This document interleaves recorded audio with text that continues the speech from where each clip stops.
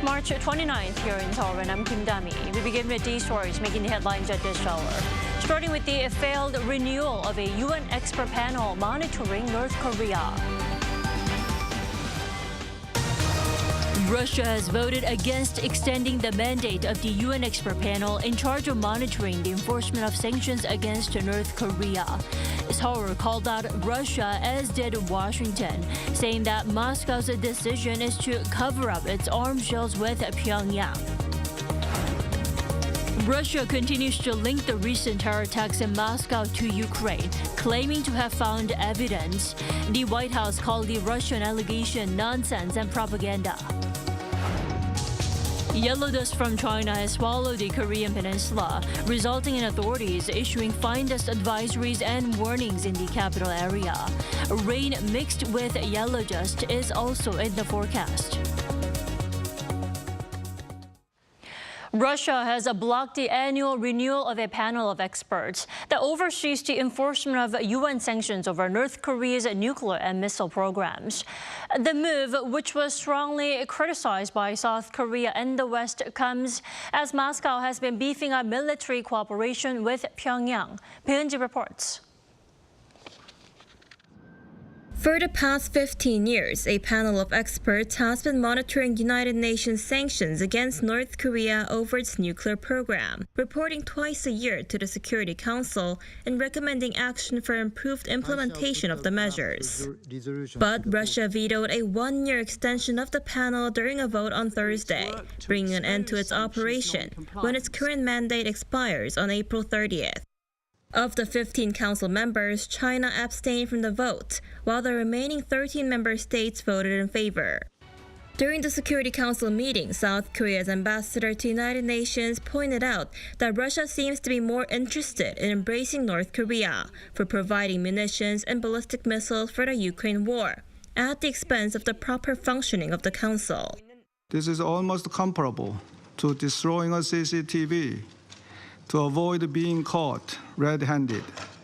But Russia hit out at the experts, saying the group has ceased to carry out its obligations. Its work is increasingly being reduced to playing into the hands of Western approaches, reprinting biased information and analyzing newspaper headlines and poor quality photos. A spokesperson for South Korea's foreign ministry criticized Russia's move, saying it was an irresponsible action that greatly undermines the trust of the UN Security Council within the international community, at a time when monitoring UN sanctions against North Korea needs to be strengthened. Thursday's decision comes as Russia has recently been deepening military ties with North Korea. Officials from South Korea and the U.S. have said North Korea has provided munitions and military equipment to Russia for use in the war in Ukraine. The U.S. said it's deeply disappointed by Russia's latest actions, calling it an example of greater cooperation between Moscow and Pyongyang. Moscow appears to be intent on facilitating the DPRK's illegal pursuit of weapons of mass destruction, and its veto today was a self-interested effort to bury the panel's reporting on its own collusion with the DPRK to secure weapons that it can use to further its aggression against Ukraine. With the monitoring of North Korea's sanctions set to end next month, there are concerns that the Security Council could lose a reliable measure of informing UN member states of sanctions violations by North Korea. Peunji, Arirang News.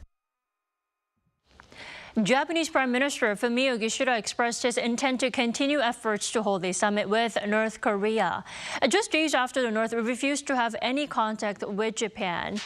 During a press conference at the Prime Minister's residence on Thursday, the Japanese leader emphasized that a fruitful relationship between Tokyo and Pyongyang aligns with the interests of both sides. He added that such a relationship would greatly contribute to regional peace and stability as he looks to seek a high-level response on various pending issues, including that of abductees. Kim Yo-jong, the sister of North Korea's leader, said Tuesday that there will be no talks with Japan due to Tokyo's stance on the abduction of Japanese citizens by the North and the regime's nuclear program. Russia continues to say that Ukraine was involved in the last week's terror attack in Moscow, saying it has secured evidence of Kyiv's involvement. The U.S. says the accusations are unfounded, calling it propaganda to shift the blame on Ukraine and the U.S. Lee Seung-jae reports. It's been nearly a week since the terror attack at the Crocus City Hall music venue in Moscow, which killed over 140 people and injured a dozen more. 4 gunmen from Tajikistan have already been charged over the attack, and Islamic State also released a video claiming responsibility. However, Moscow continues to blame Kyiv, saying it has secured evidence that last week's terror attack was orchestrated by Ukraine. A statement issued by the Russian Investigative Committee on Thursday said that the gunmen were linked to Ukrainian nationalists and had received a significant amount of cash and cryptocurrency from Ukraine to conduct the terror attack. However, the committee did not provide any evidence to support its accusations. Experts at U.S. think tank the Institute for the Study of War have rejected claims of Ukraine's involvement, given the fact that IS would not carry out an attack on behalf of Ukraine, a Christian nation. Meanwhile, Washington says Moscow's continued blame game against Ukraine is propaganda to shift the blame to Kyiv and Washington, stressing that there's no evidence of Ukraine's involvement. White House National Security Advisor John Kirby, during a press briefing on Thursday, said Russian President Vladimir Putin and his officials are trying to shift the blame when it's clear that the Islamic State is fully responsible, adding that Washington had provided intelligence to Russian authorities before the terror attack and warned them in writing. Kirby added that the U.S. provided intelligence to Russia because it did not want to see innocent lives lost to terrorism. Lee Seung-jae, Arirang News.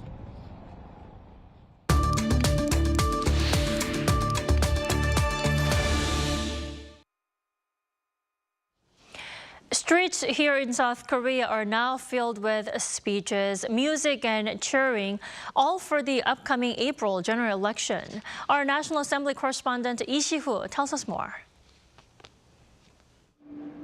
Sounds of cheering and music filled the streets on Thursday as official campaigning kicked off for the April 10th general election. From early morning, candidates embarked on the final part of their journey to win seats in the 22nd National Assembly of South Korea. Ruling People Power Party's interim leader Han Dong-un visited Seodaemun-gu district in northwestern Seoul to call for support for the party and the candidate running to represent the district, Lee Yong-ho. Han said the outcome of the election will determine whether South Korea moves forward or backward. This is not just an election repeating after a few years. This is a really crucial election that will determine the fate of South Korea. Promising reform in the economy, people's livelihoods, and politics, Han continued his speeches in Yongsan-gu district in central Seoul, the same district where the main opposition Democratic Party held its campaign kickoff ceremony. DP leader Lee Jae-myung encouraged support for his party, calling the election a place for judgment. This election isn't a place for the Democratic Party and our candidates to win, but where the citizens can declare that they are the sovereign of this country. Lee supported candidate Kang Tae-young running in the district before moving on to other districts in Seoul and Incheon City, also in the capital region. Meanwhile, minor parties launched their campaigns at key locations nationwide, with the Reform Party led by the former PPP leader Lee Jun-seok in Seoul, and Saemilnaet Party led by the former Prime Minister Lee Na-kyun in Daejeon, the Rebuilding Korea Party launched by former Justice Minister Jo Guk in Busan, and the Green Justice Party, a coalition formed by the Justice Party and the Green Party Korea in Goyang. The fierce race for seats in the National Assembly will last for 13 days, up until the day before Election Day. Until then, expect to see colorful posters and hear catchy songs out in the streets. Lee Si-hoo, Arirang News.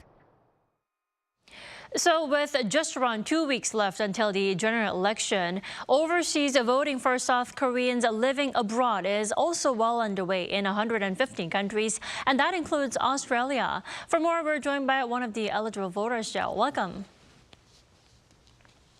Hi, thanks for having me. Thanks for joining us. What's the atmosphere like there within your community?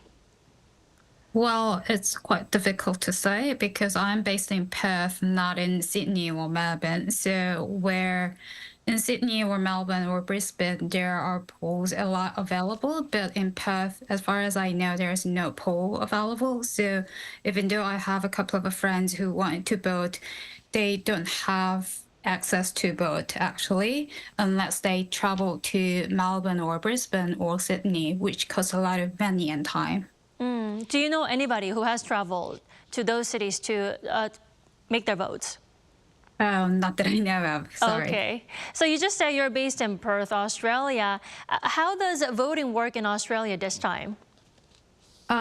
If I remember correctly, there are 4 stations available across the eastern cities, which are quite big in terms of the population, I guess. So 2 in Sydney, 1 in Melbourne.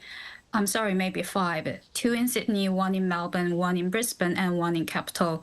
So I guess if you go there with the passport and the visa, then they will have access to vote. But if you travel far away from those stations, then you actually can't vote unless you travel, as I mentioned earlier. Right, you do have to register in advance to make your votes. That applies to not just Australia, but to all the 115 countries across the globe. Now, you just say you don't know anybody within your community who has made their votes, but have you read any comments or reactions regarding this general election online by any chance?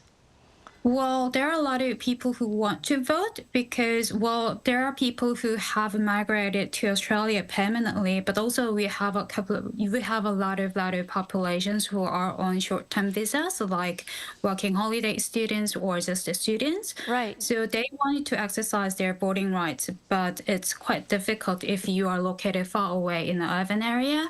So I see a lot of criticisms about the overseas voting thing. Definitely. I've heard about this one New Yorker who had to travel 3 hours by train just to make his vote count. Now, before I let you go, Jen, do you have any wishes or comments that you have about for this election? Well, I have one very, very particular comment and then wish. I really, really hope that the Korean government and also the Ministry of the Foreign Affairs establish more voting the polls available across the different cities and different countries, not just focusing on very big cities. I mean, I understand the limited access and the resources, but there are people outside. So yeah, that is my comment. Definitely. The votes also apply, especially crucial for those who are planning to make their return to home country in the near future. All right, Jane, thank you so much for joining us all the way from Perth. We appreciate it. You have a great day. Thank you.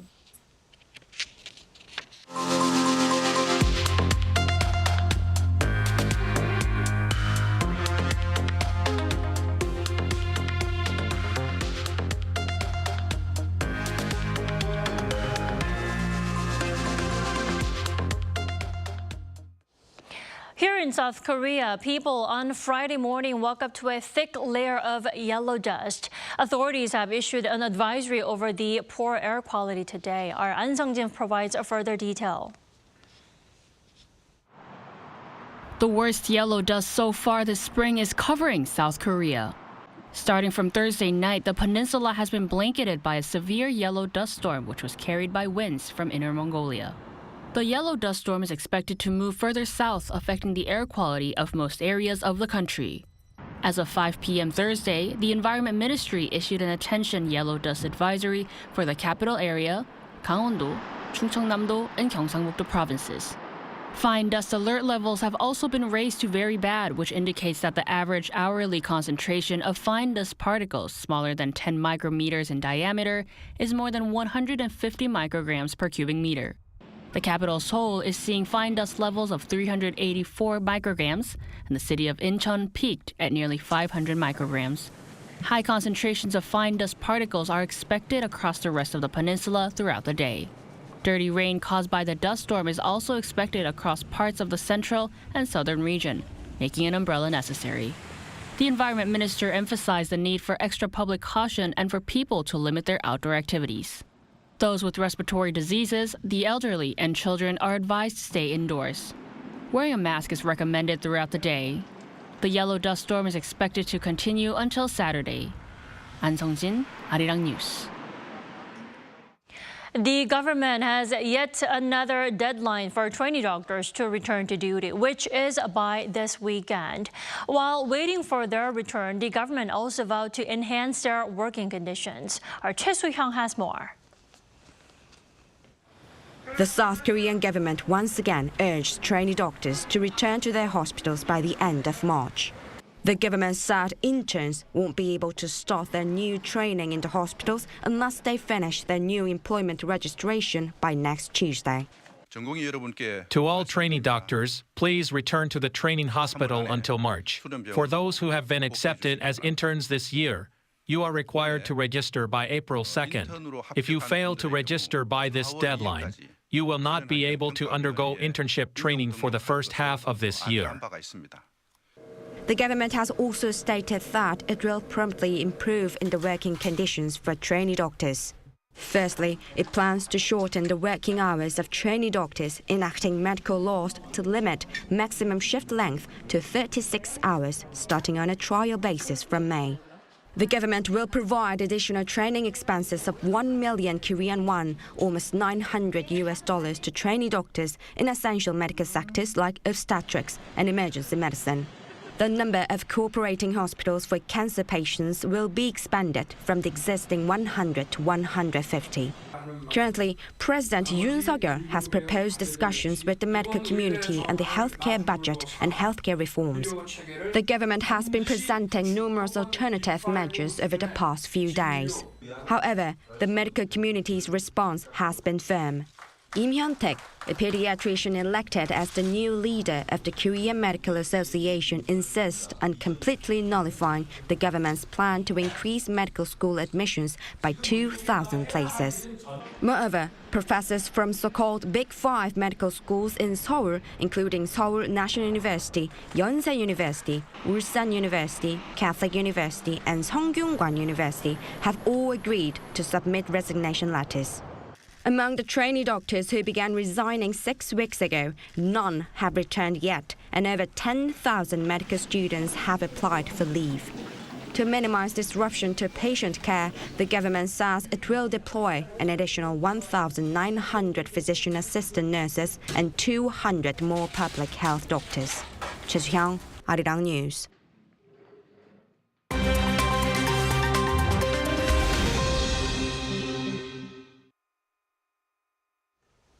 Good morning, I'm Kim Si-young, and now we turn over to stories from around the world.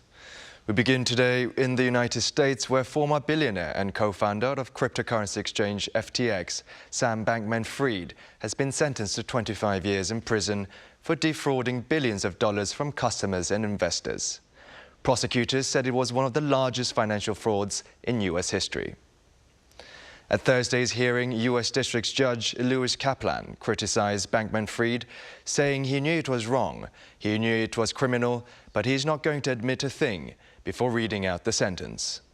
Bankman-Fried said he realizes a lot of the people feel really let down, adding he was sorry about that. The 32-year-old was convicted by a New York jury last November on 7 criminal counts, including conspiracy to commit money laundering and wire fraud, after he was found to have stolen more than $8 billion from his customers. Federal prosecutors said it was one of the largest financial frauds in U.S. history and initially had sought a sentence of 40 to 50 years in prison. Now to South Africa, where a bus crash in the country's northern province of Limpopo on Thursday killed 45 and left the sole survivor, an 8-year-old girl, seriously injured. South Africa's Department of Transport said the bus was taking Easter pilgrims from Botswana to the province. According to reports, the bus crashed through the barriers on a bridge approximately 300 kilometers north of Johannesburg before falling 50 meters into a ravine below. Rescue operations continued into the late hours of Thursday evening, with authorities saying debris made it difficult to reach bodies, some of which were burned beyond recognition. South Africa's Transport Minister sent condolences to the victims' families and said that the government would repatriate the bodies to Botswana. Chinese consumer electronics company Xiaomi began sales of its electric car on Thursday in its competitive domestic market. The firm's standard SU7 EV model will be priced at around $30,000 US, while the Pro and Max versions will cost up to just over $41,000. Company CEO Lei Jun said that the shift from consumer electronics to car manufacturing had not been easy, mentioning their US rival Apple, who gave up on the idea.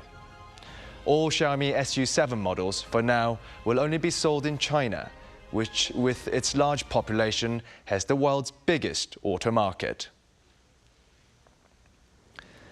Lastly, in the Icelandic town of Grindavik, a volcano erupted against the backdrop of the Northern Lights was captured on a time-lapse video.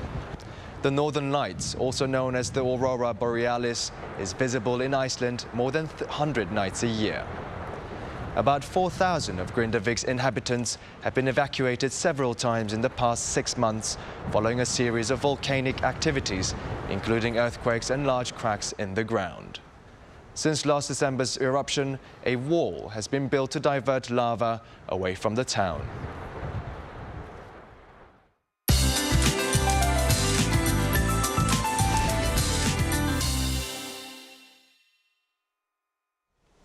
Good morning. A face mask is a must for those of us in the central parts of the country this morning. The season's worst dust storm is about to cover the entire country. Dust concentration is nearly 10 times higher this morning, with dust alerts in place for the capital, Chungcheongdo, and parts of Gangwon-do province. Dust levels will go up high in the southern regions from the afternoon. Spotty rain will be mixed with yellow dust along with strong winds, dropping 5 to 10 millimeters of rainfall through just over lunchtime. The skies will turn sunny but will be blurred by that yellow dust. Highs will go up similar to yesterday to 8 degrees higher for southern regions this afternoon, topping out at 13 in the capital, but 19 degrees Celsius over in Daegu. Unfortunately, tomorrow is looking to be a dusty one as well for most places. So if you're planning spring outings this weekend, keep your face mask on and be mindful of temperature swings and do dress accordingly. That's Korea for you, and here's a look at the international weather conditions.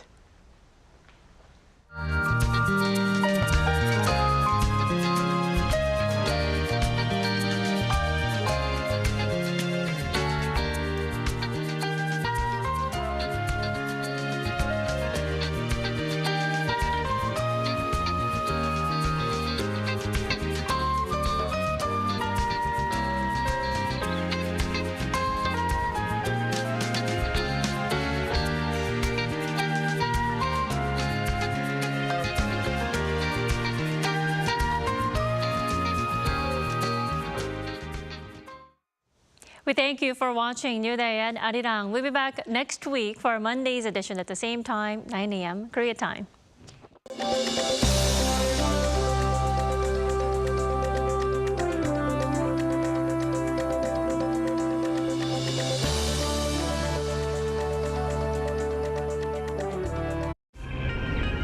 한국에 오면 먹어야죠.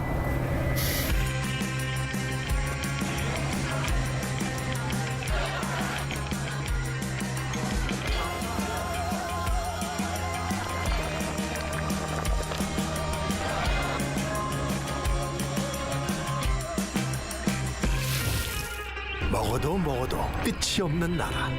감당할 수 있겠니? 하나, 둘, 셋. Hey, Mr. Cupid, make sure you listen to what I say. I may be stupid or quite naive.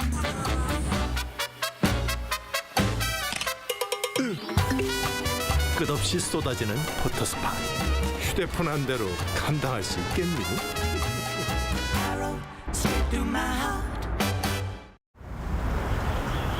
웰컴.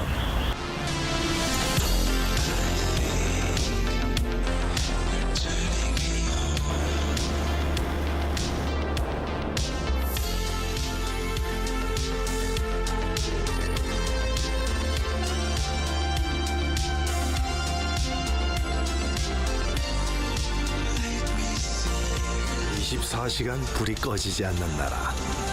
감당할 수 있겠니?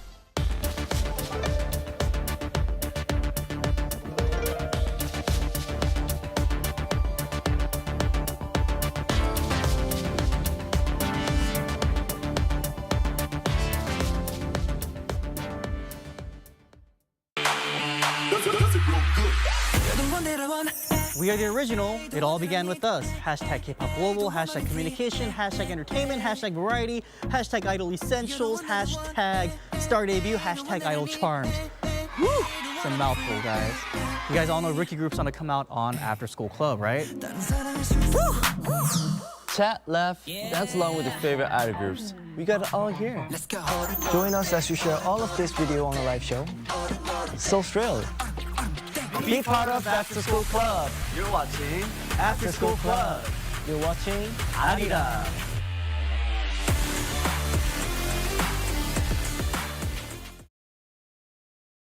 이리 오너라 업고 놀자. 판소리를 공부했던 세월만큼 그것에 대한 어떤 그림을 고스란히 피아노에 옮겨다가 담았기 때문에 가요스럽진 않고. 사랑 내 사랑이야 사랑이로구나 내 사랑이야.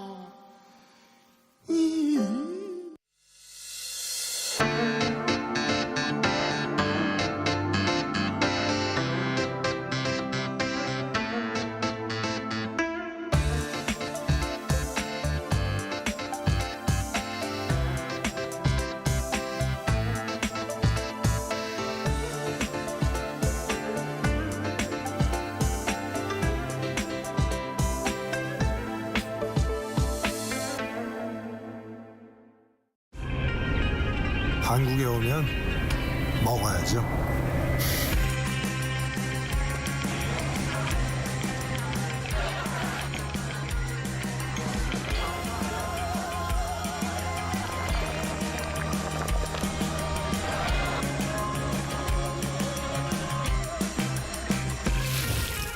먹어도 먹어도 끝이 없는 나라.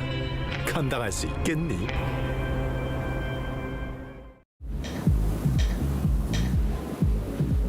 웰컴.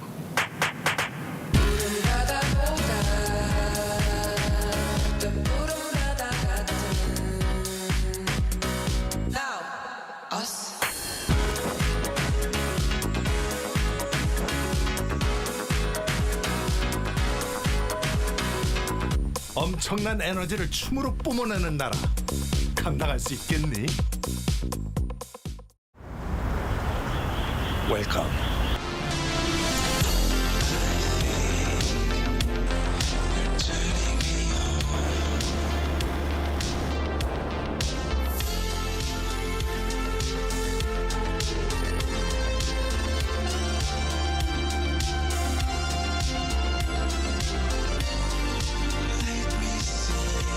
24시간 불이 꺼지지 않는 나라.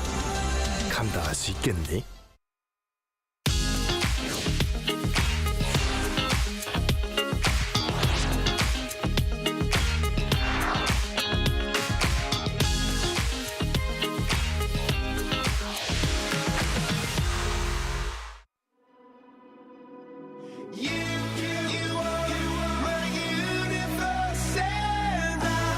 We're here to make a new type of news. New insights, new styles, and new topics every day. We are News Generation. Making news just for you. It's March 29th here in Seoul. I'm Shin, and you're watching News Generation. Joining me in the studio is a familiar face you might have seen in our regular newscast. It's our and my colleague and economics correspondent, Park Kwon-woo. Welcome. Morning, Yin. Welcome. Hi, everyone. I'm Park Kwon-woo, an economics reporter at Arirang News. It's a great pleasure to be here today. All right, we can't wait to talk to you soon. And it's Choi Ji-hee. Happy Friday. Good morning. Now, both are here to speak on behalf of people in their 20s and 30s. As usual, let's start with our news feed, which covers different hashtags and news items that have been trending on social media over the past 24 hours. The beloved giant panda, naturally bred and born here in South Korea named Fubao, will leave for China on the 3rd of April. Everland theme park, where the panda has been raised, released its plans to transport her on its website.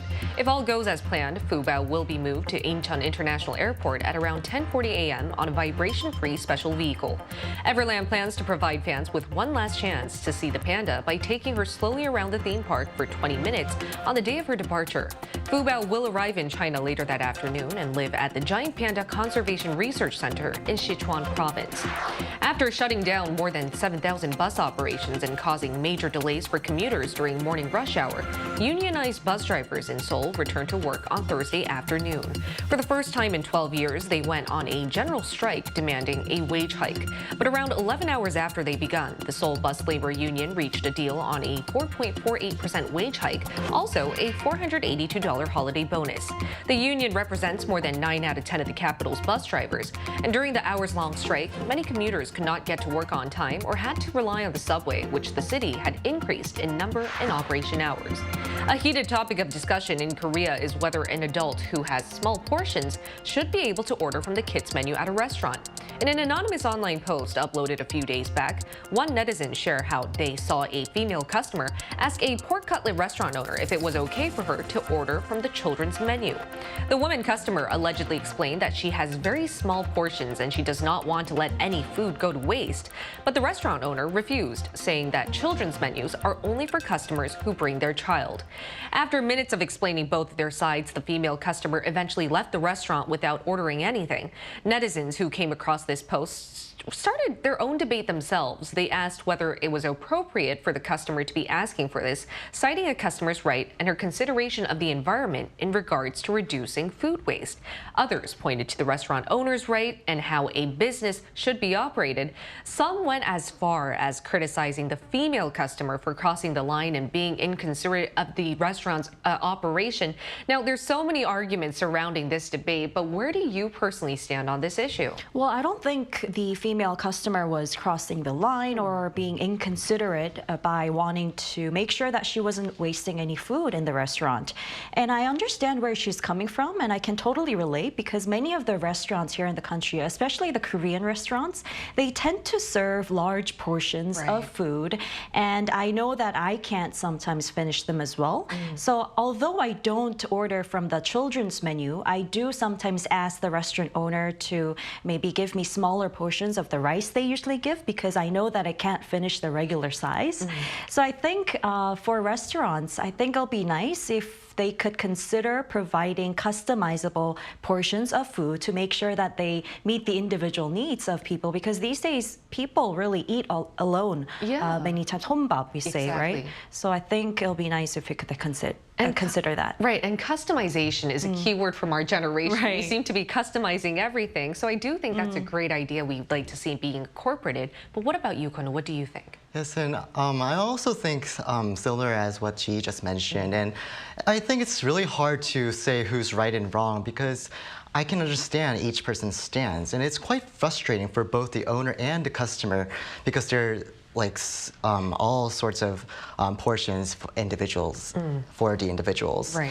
And I think coming up with solutions like diversifying and customizing the menus for people is a good option. Because like one time I visited a 감자탕 restaurant, which is a Korean-style pork backbone stew restaurant.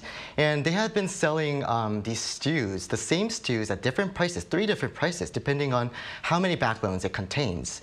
And so I think that kind of customization or diversifying the food prices will be a good option in these kind of situations. Exactly, and taking from an economics correspondent, I do think that's a really plausible idea to go for. And speaking of customizing and food prices, we are seeing record amounts of inflation these days, so it's really no longer news to hear about high inflation and rising living costs. And that's exactly what we're going to be talking about today to help young people, particularly university students who might be tight on budget. The government has been rolling out cheap meal stamps, and our economics correspondent Park Gon-woo actually did a coverage on this, which is exactly why he's joining us today in the studio, because he's been reporting on this subject. Now, Gon-woo, before we go on, can you tell us why you first decided to cover this story and how big of a financial burden it is for college students these days with soaring living costs? Yeah, so first of all, I thought it would be quite interesting to find out how these university students are actually coping with high prices, high costs, especially because in South Korea nowadays,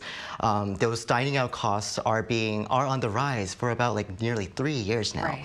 So, and especially because I know that these students have so many to spend on, especially when they go to social gatherings, buying study materials, meals and so and so. And even though they don't earn that much of an income. And so while interviewing these many students, I got to know that they spend about like 10 to 15,000 won, which is around $7.40 and up to more than $11 per meal if they eat out. And that's how much they spend. So yeah, and one other thing I noticed was that some students even skip their meals and eat just once a day, and that was kind of heartbreaking. It's a financial burden for sure, because if you think about it, we all remember our university lives. We go to school almost every day, and if you eat out every day, that's like $55 a week.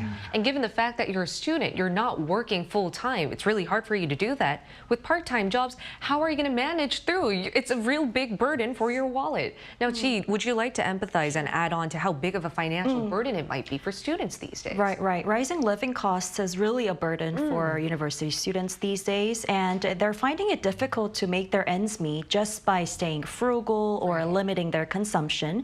So as a result, more and more students, although this was a regular thing, and I've done part-time jobs before too, I'm sure you two have done them as well, more and more students are engaging in these part-time jobs in order to make extra money for their living expenses or to earn pocket money so that they can really make their ends meet. And there are in fact several different reasons, and let's take a look at the screen to find out the different reasons why South Korean university students engage in these part-time jobs. Now, if you look at the screen, many college students, the primary reason for doing part-time jobs is to earn enough money to cover their living expenses and to have some pocket money, as I said. And the second biggest reason is to save up for studying abroad or even traveling. And also the third reason is to just make sure that they maintain a routine life during their semesters, because often after classes you have a lot of idle time and they just want to make sure that they make the most out of those time and make sure that they live a more fruitful life during their semesters. Exactly. And actually, you mentioned really great points there, and I do think it is a burden, especially because if you remember, university life is the most prime time for you to be meeting new people, going out, exploring yourself. And Kono, you've actually met some college students yourself to hear what it's like these days and how much they're spending on lunch. So why don't we walk through your coverage first before we continue discussions? Yes, absolutely. So as you just mentioned, I did get a chance to meet several university students, both on campus and on the streets, to learn more about how these university students are saving up, especially on food expenses. So why don't we take a look at my coverage? At 8 a.m. in a cafeteria inside a university located in Seoul, many students start lining up to have their breakfast. The meal here is only 1,000 won. I come here pretty much every day of the week. This meal, which costs only 75 cents under a governmental project, so that students can get a healthy breakfast at a reasonable price, is one way university students in South Korea are lowering food expenses at a time of high prices. But as the only meal available under this program is breakfast, and as data from Statistics Korea showed that dining out prices rose 3.8% on year in February, marking 33 straight months of increases, students are figuring out other ways to cope. Convenience stores are another option for university students who want a cheap meal. This lunchbox costs around 5,000 won, or in US dollars, about $3.70. And convenience stores are also launching promotions to make such food items even cheaper. But students I spoke to said it is not easy for them to budget for food. After entering university, there are occasions where I have to eat out and drink in order to make more friends. Freshmen are spending more due to social gatherings where they can make new friends. I spent about $750 this month as I participated in gatherings and as people tend to order and spend more at those gatherings because we usually split the bill. Some said they make their own food at home, or sometimes even skip meals when they do not have engagements to lower expenses. One concerned professor said more support is needed. The government should be actively supporting university students who are our future workers, although they might not have income right now. She added, local governments should support restaurants near universities, including helping with electricity bills so that they could lower food prices, and that those restaurants should be monitored to ensure they do so. And that was Konu's coverage. And as we could see, a lot of university students, it might be very difficult for them to get on day by day with high inflation living costs, as you mentioned. But you mentioned really great points there. We saw the 75-cent meals. That is very good in the sense that we don't need to be spending too much while getting good food. And also, I do agree that local governments should be on board with helping university students out by cooperating with university restaurants and nearby facilities. But what are some other notable measures that they're not only universities, but university students are taking these days, Kono? Yeah, so alongside from what you just mentioned as well, those 75-cent breakfast and buying meals cheaper at convenience stores. I also found out that students are actually using delivery apps such as what's called the 배달geek, a Korean compound word of delivery and dormitory that allows you to order and pick up food that's delivered straight to campus without any delivery fees. So that's what's so special about it. And then also, there's no need to worry about gathering your friends because in order to lower the delivery fees, and then you can also order whatever you want because some days you might not want to order pizza whenever everyone else wants to order pizza. So in those cases, it's very useful. And then other ways where the students told me that they also buy bundles of necessities like detergents and what else?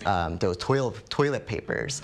And then after buying a bundle of those, they can just share with their friends, and then they can just take as much as they need at a reasonable price. So that's another way. And one last thing I wanted to share was that these students also save mileages at cafes whenever they make a purchase at those places, and then they wait until this day when they can get a expensive beverage that they've been craving for. Exactly, because that one free stamp gives you access to all types of drinks out there. Exactly. But I can tell that a lot of university students are joining heads together, whether it be bundle buying or making sure that their delivery fees go down by making the whole price go up. Are there any other ways that are notable? Yes, there are a lot of different ways that people or university students are engaging in order to make sure that they're saving money. But first of all, that was a great coverage, by the way, and it really reminded me of my university time as well. And I also do go to cafeterias in universities because I lecture students.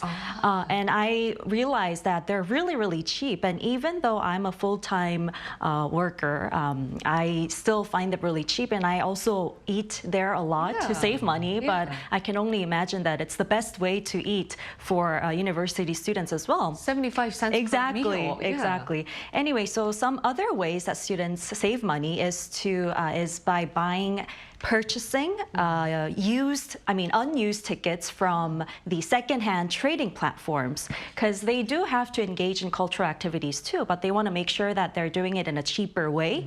And they would also buy or sell gift certificates that they would get on these trading platforms as well. And for young couples who are dating, they find opportunities, free dating opportunities through social media, because they can participate in some events to get free stays or even go to restaurants just to make sure that after making sure that they would review on the restaurant, so they'd be getting free food from the restaurants as well. And they also have like a budget bank account so that they can share the expenses that they use for dating as well, which is a common practice also among university students. And I think, as you mentioned in your coverage, Kono, as the expert mentioned, if universities and the government work together to really understand the needs of university students out there, whether it be in dating, entertainment, culture, and food, I do think we'll see more policies come about, and so that nearby facilities can also be on board and help young students really cope with high living costs. But to find out whether this is a phenomenon just here in Korea, but also a part in other parts of the world, we're going to hear from a Gen Z living in the state of Wisconsin. So stay tuned for our live interview.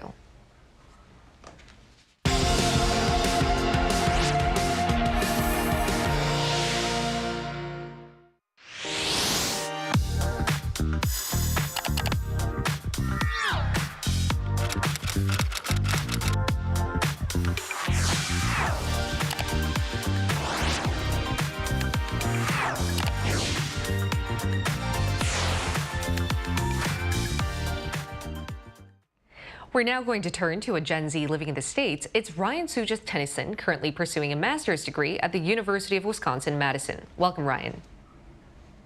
Hi, good morning. Thank you for having me on here. All right, Ryan, we've been talking about how inflation and rising costs of living here in Korea has been affecting the lives of university students, but I'm quite curious as to whether it's affecting people in the States as well. Is it affecting decisions for students as to what to have for lunch? Absolutely, absolutely. It's you know, being a graduate student, you don't really have a fixed schedule with your academic workload. So it becomes a really dicey situation as to sometimes, like you were discussing, right, whether it's 2 meals a day or 3, depending on how much time you have to prepare your meal. And it's a trade-off between the time and money, Yeah, Ryan, and I can see how inflation is also an issue going on in the States. Also, Ryan, how are university students, including yourself, trying to save money? Absolutely. So one of the things that I did before I started was to do extensive research, because one of the the highest expense is your rent. Trying to find a location that isn't too far from your university, but also isn't too expensive. Rent prices here have gone up about 30%, 31% in the last 4 years. So that was one of the major places where you can save money. And cooking together, buying groceries together. I live with another roommate of mine, so we always make our purchases together, and split the cost. So that greatly helps reduce expenses. I see. Well, Ryan, we all know that it's not easy to always give up on everything just to save money. So what's one thing that seems to always be taking money from your pockets? Right. I'm trying really hard not to say a good cup of coffee, but most times when you are working on your projects, as you tend to do, you tend to meet at public places. So it's always and you try to squeeze in a meal when you have the time.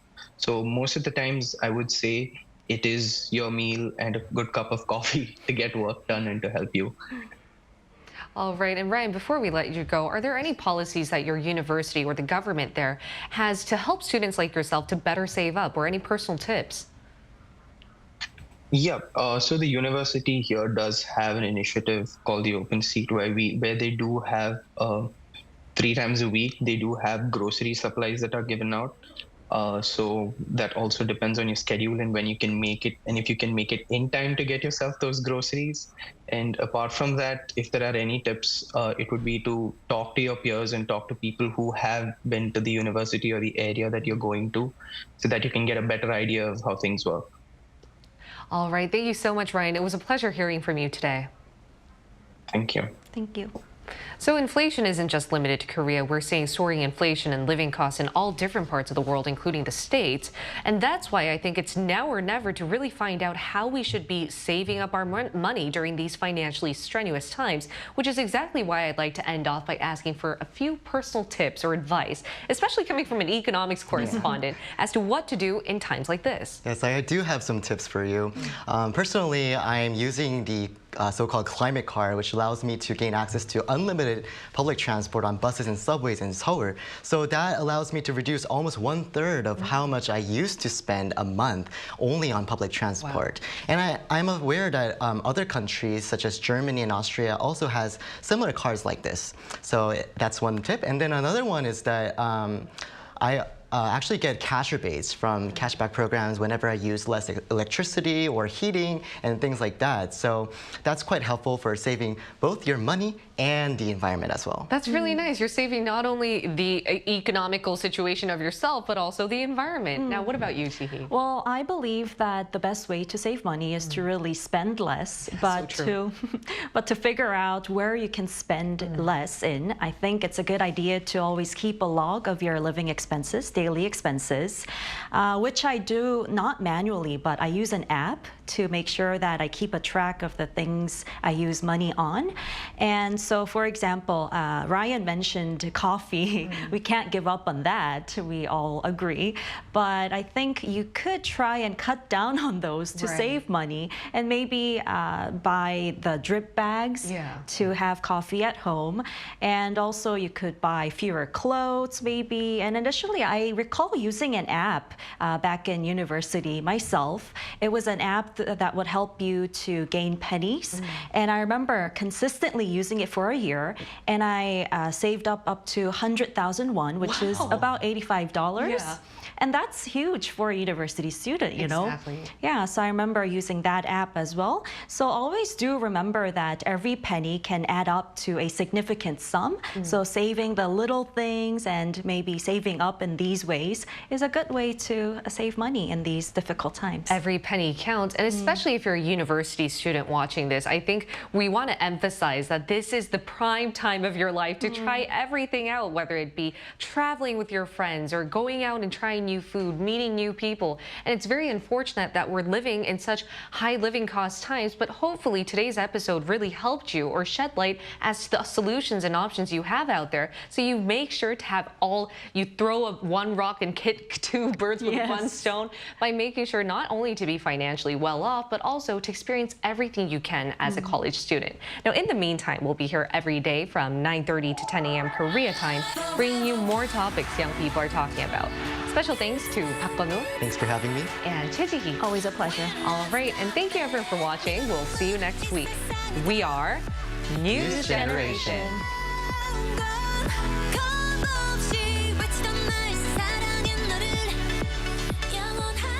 하나, 둘, 셋. Hey, Mr. Cupid, who's lying? Make sure you listen to what I say. I may be stupid or quite naive.